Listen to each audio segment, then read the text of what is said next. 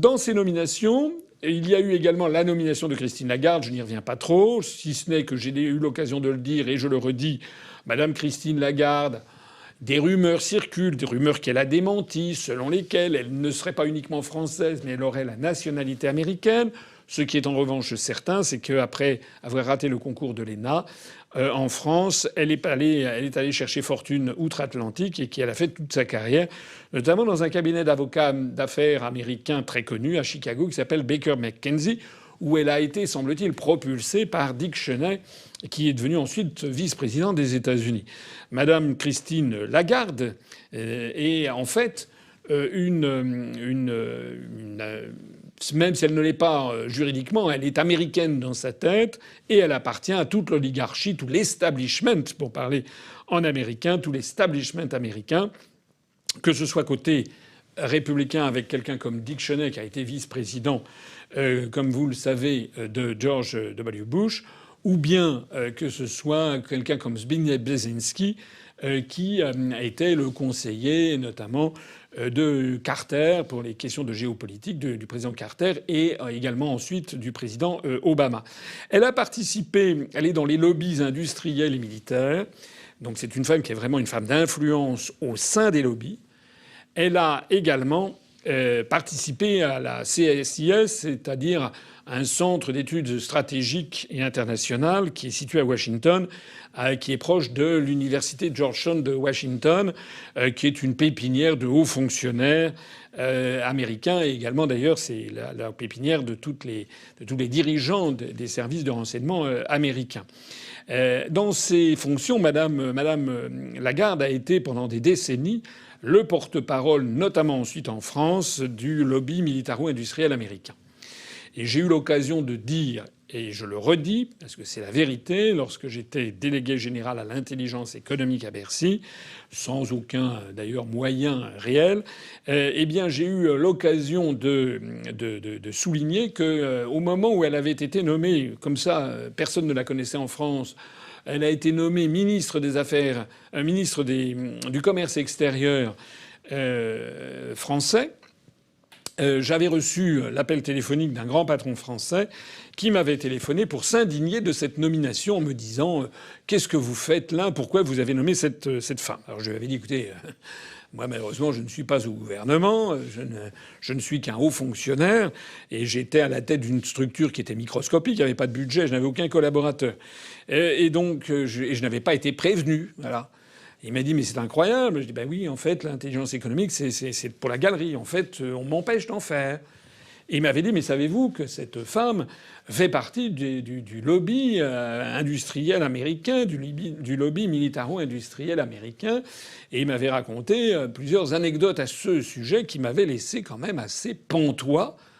D'autant plus que, reprenez les journaux de l'époque, elle débarquait comme ça venant des États-Unis comme ministre du Commerce extérieur français sans jamais avoir été élue par quiconque et en étant inconnue de quiconque.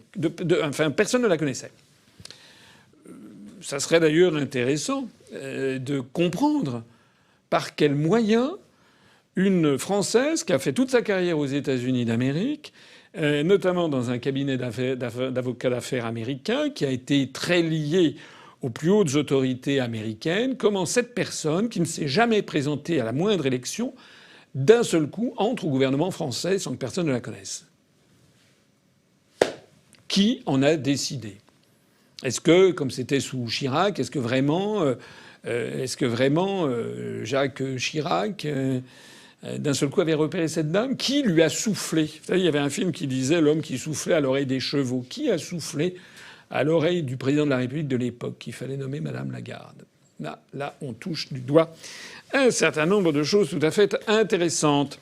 En attendant, eh bien, Madame Lagarde donc était repartie avec l'arrivée de François Hollande, était repartie aux États-Unis, où elle a succédé, comme vous le savez, au Fonds monétaire international, qui a succédé au sulfureux Dominique Strauss-Kahn, qui avait été obligé à la démission suite à l'affaire du Sofitel de New York, sur laquelle nous jetterons, et c'est assez opportun en l'espèce, un voile pudique.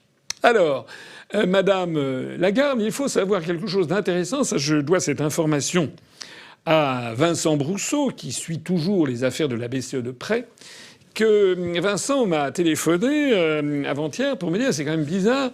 Ça me dit quelque chose, cette affaire de Madame Lagarde avec Drahi. Je suis certain qu'elle avait rencontré Drahi, qu'il avait été question de l'égalité d'accès en fonction des hommes et des femmes aux plus hautes fonctions, etc. Et finalement, il a retrouvé. Alors c'est très très difficile de retrouver, mais il a retrouvé quand même la trace.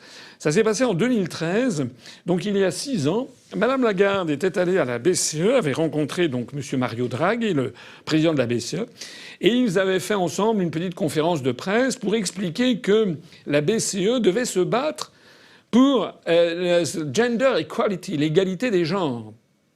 C'est-à-dire en fait pour l'accès aux plus hautes fonctions, donc sous-entendu notamment puisque ça se passait à la BCE, on pouvait comprendre l'accès aux plus hautes fonctions à la BCE, également à des femmes. Voilà.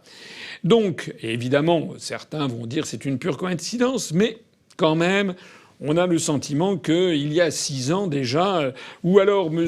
Draghi et Mme Lagarde avaient une sacrée préscience, mais en tout cas, ils avaient déjà, il y a 6 ans, évoqué l'hypothèse qu'aux plus hautes fonctions, et comme ça se passait à la BCE, peut-être même aux plus hautes fonctions de la BCE, eh bien, il pourrait y avoir un jour une femme. En tout cas, voilà qui est fait. Si je raconte cette anecdote, c'est parce que ça donne à penser qu'il y a peut-être des gens qui pensent tout ceci longtemps à l'avance pour savoir quel pion on va placer.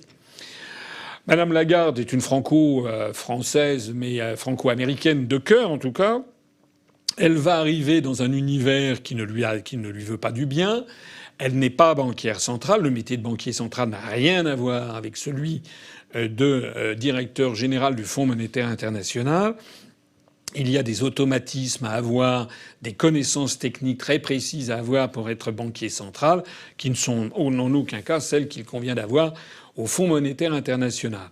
Donc Madame Lagarde va devoir s'y faire assez vite, mais elle va être flanquée d'un certain nombre de représentants de la doxa dominante. Je vais y venir dans un instant.